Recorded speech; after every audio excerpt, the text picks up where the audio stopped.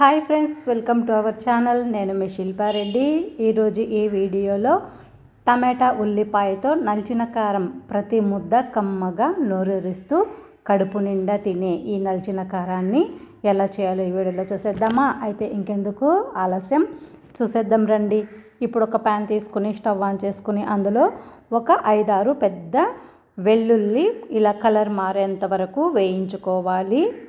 ఇలా వేయించుకున్న తర్వాత సన్నగా కట్ చేసిన ఎండుమిర్చి అలాగే పచ్చిమిర్చి వేసి ఈ ఎండుమిర్చిని పట్టుకుంటే విరిగిపోయేలాగా వేయించి పక్కన పెట్టుకోండి. అలాగే కొద్దిగా అల్లం కూడా కచ్చాపచ్చాగా దంచి ఒకసారి పచ్చివాసన పోయే వరకు వేయించి ఉల్లిపాయలు పెద్దవి 2 ఇలా చిన్న ముక్కలుగా కట్ చేసుకొని తీసుకోవాలి. ఇవి కూడా కాస్త కలర్ మారేంత వరకు వేయించుకోవాలి, సరిపోతుంది. ఇందులో కొంచెం మనం సాల్ట్ వేసామంటే తొందరగా ఉల్లిపాయలు అనేది తొందరగా మగ్గిపోతాయి.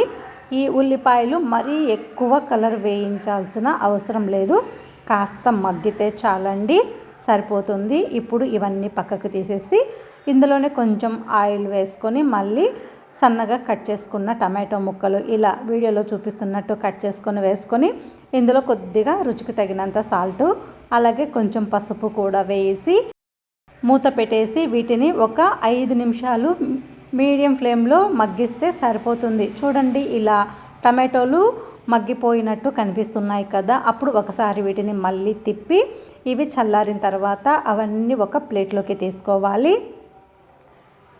వేడివేడిగా ఉన్నప్పుడు చేసుకోకూడదండి, కొంచెం చల్లారిన తర్వాత చేత్తోనే వీటన్నిటిని ఇలా మనం మ్యాష్ చేసామంటే చక్కగా నలిగిపోతాయి. ఈ ఉల్లిపాయలు, పచ్చిమిర్చి, ఎండుమిర్చిని అలాగే వెల్లుల్లి అన్నీ చేత్తోనే మెత్తగా నలిపేసి తీసుకోవాలి, లేదా ఫోక్తో అయినా నలుపుకుంటే సరిపోతుంది. చూడండి, ఇలా వీడియోలో చూపిస్తున్నట్టు చేత్తో కానీ ఇలా ఫోర్క్తో కానీ నలిపేస్తే సరిపోతుంది. వేడివేడిగా అన్నంలోకి ప్రతి ముద్ద కమ్మగా నోరేరుస్తూ కడుపు నిండా హాయిగా తినేయచ్చు. నోటికి ఏమీ తినబుద్ధి కాకపోయినా ఇలా ఒక్క రోటీ పచ్చడి ఉన్నా చాలు. అంటే రోటీ పచ్చడి ఇష్టపడే వాళ్ళు ఇలాంటి నలిచిన కారాన్ని ఇష్టపడతారు. చాలా చాలా బాగుంటుంది. వేడి వేడి అన్నంలోకి తప్పకుండా ట్రై చేయండి. రాగి సంగట్లోకైనా బాగుంటుంది.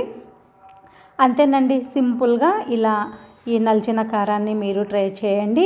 ఇలా నలిచిన కారంలో 1 స్పూను నిమ్మరసం కానీ లేదా చింతపండు రసం కానీ వేసుకున్నా ఇంకా టేస్ట్ అనేది చాలా బాగుంటుంది.